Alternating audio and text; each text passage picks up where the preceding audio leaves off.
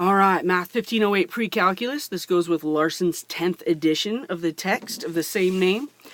Chapter 1, Functions and Their Graphs. Still Section 1.2, Graphs of Equations.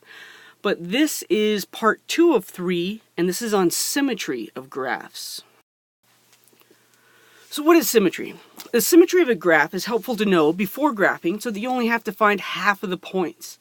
If we know that it doubles over on itself or it has this particular property to it, we kind of have an idea as to how to graph it. Think of symmetry like a mirror, in that one area of the graph is mirroring another area. Sometimes the most difficult part is finding the mirror. We don't call it the mirror, we call it the line of symmetry. So let's talk a little bit about it in both graphical and algebraic views. Alright, so graphical tests for symmetry. A graph is symmetric with respect to the x-axis if whenever the point xy is on the graph, the point same x, only a negative y, is also on the graph. So for the same x, we have both positive and negative y on the graph. Notice this is not a function. We'll talk about that more later, but it's important to keep in mind that if a graph is symmetric with respect to the x-axis, it will never be a function.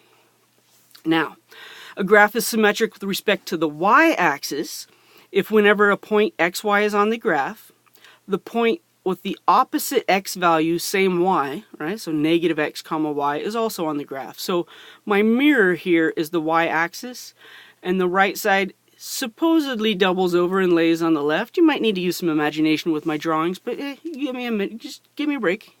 Mathematician, not artist. And number 3, there's a third type of symmetry. It doesn't have anything to do with either of the axes. A graph is symmetric with respect to the origin.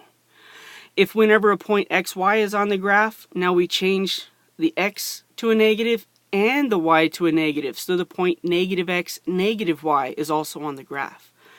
I think of this as kind of holding my finger here at the origin and rotating this piece, and it lies right on top of that one. So it's a mirror image, but it's a flip it over and then flip it over type of image. So it's got some imagination to be able to see it, but it's there. So here we have a mirror, the x-axis, that's x-axis symmetry. Here we have a mirror, the y-axis, so that's y-axis symmetry, and origin symmetry, if we change both x and y. If there are graphical tests for symmetry, there's also algebraic tests with symmetry, and they're very similar. The graph of an equation is symmetric with respect to the x-axis if replacing y with negative y yields an equivalent equation, and that's exactly what we saw in the last slide. Same x gives me both a positive and a negative y. The graph of an equation is symmetric with respect to the y-axis if replacing a positive x with a negative x yields an equivalent equation. So same height, but the x's switch signs. And the graph of an equation is symmetric with respect to the origin if we replace both x with negative x and y with negative y, and we receive an equivalent equation.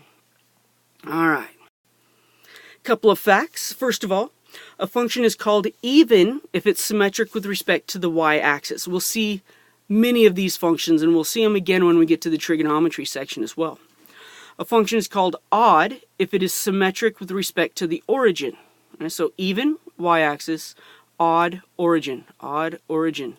Right, so symmetry is very important to keep in mind.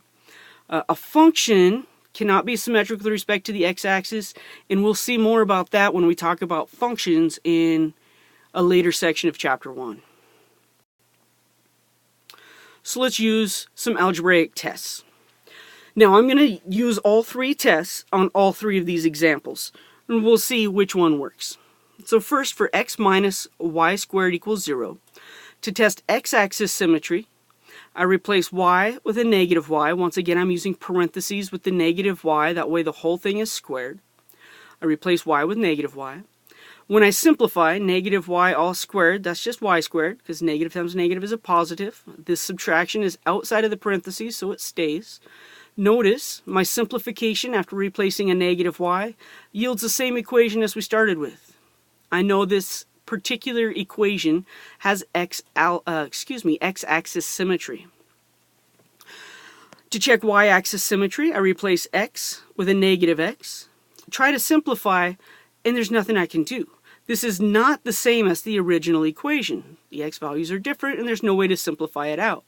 Not the same, so there's no y-axis symmetry. Replace both x and y with a negative x and a negative y. Simplify where we can. Maybe factor out a negative, but it's still not the same as the original, so there's no origin symmetry. Our conclusion is that x minus y squared equals 0 is symmetric, because I'm lazy, with respect to, WRT, with respect to the x-axis only. Alright, let's try another one. Number 2, y equals 1 over x squared plus 1. X-axis symmetry, we replace y with negative y. There's nothing we could do to simplify this. It's never going to be the same as the original. Alright, so there's no x-axis symmetry. The y-axis, we replace x with a negative x. Oh, look at that. When I simplify negative x all squared, because the negative is in parentheses, that's the same as x squared plus 1 in the denominator. Oh yeah, that's the same as the original, so I can simplify it. We have y-axis symmetry. If I replace both y and x with a negative y and a negative x respectively, and I simplify, it doesn't matter if the negative's on the left with the y or negative's on the right with the rational expression. It's not the same as the original function, therefore there's no origin symmetry. The conclusion is y equals 1 over x squared plus 1 is symmetric with respect to the y-axis only. Use the algebraic test to check for symmetry for the function xy equals 4. When I do x-axis symmetry, I replace y with negative y. When I simplify, it's not the same as the original. If I check y-axis symmetry, I replace x with a negative x, and when I simplify, it's not the same as the original. When I check the origin, I replace x with negative x and y with negative y, and when I simplify, I get the exact same thing. So my conclusion is that the graph of xy equals 4 is symmetric with respect to the origin. There are functions that are symmetric with respect to the y-axis and the origin and the x-axis, but we'll get to those in part 3. They're called circles.